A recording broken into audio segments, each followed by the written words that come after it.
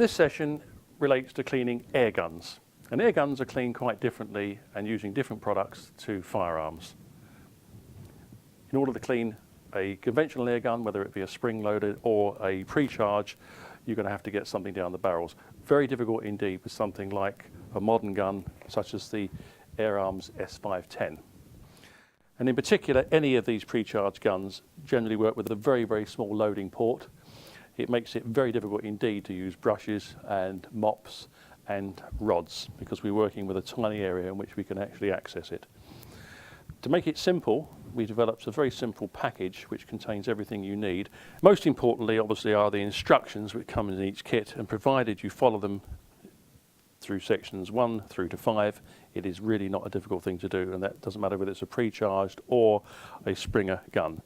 All the components that you need are within this kit, from the tool, which is used to access the barrels, through to the appropriate chemicals, which are specifically important because airgun products are different to firearms products, and the wrong chemicals used on a pre-charged gun can damage O-rings and seals. All of the leading airgun producers have used, tested and endorsed this product, so it can be used very safely on all the major brands. The first stage is to get chemical into the barrel itself. This will soften any fouling that's in there and make the removal much easier. It also oils the gun at the same time. Now, it can be done with the moderator in place, but if you're in a position to remove it, now is a good time to take it off. It makes the job much easier to access the barrel if you apply it directly to the barrel without the moderator in.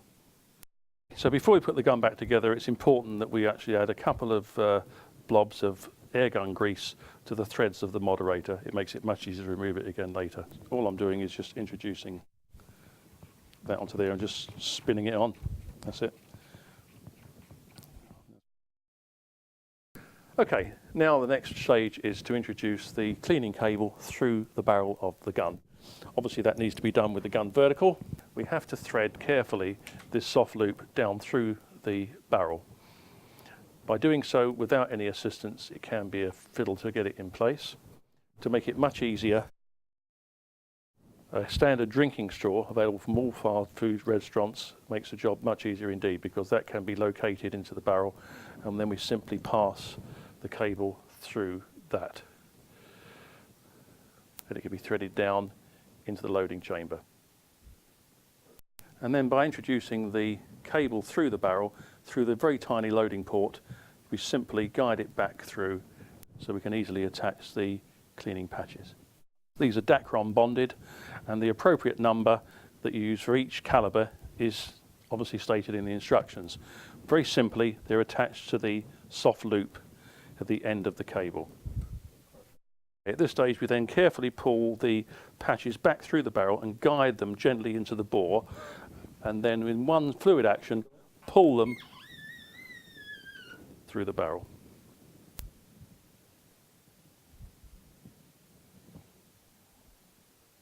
We repeat that process 3 or 4 times until the patches emerge from the barrel clean. Now remember, it's only the outer patch that gets dirty, so we only replace that one each time. And eventually, when we get to the stage after about 3 pulls, we get it to as clean as that stage. We can then, as far as I'm concerned, consider that barrel to be clean on the inside.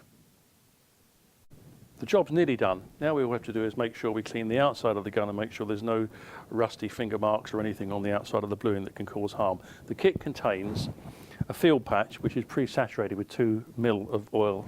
When it's very easy to use, we just tear it open and apply that to all the external surfaces, only avoiding the optics, of course.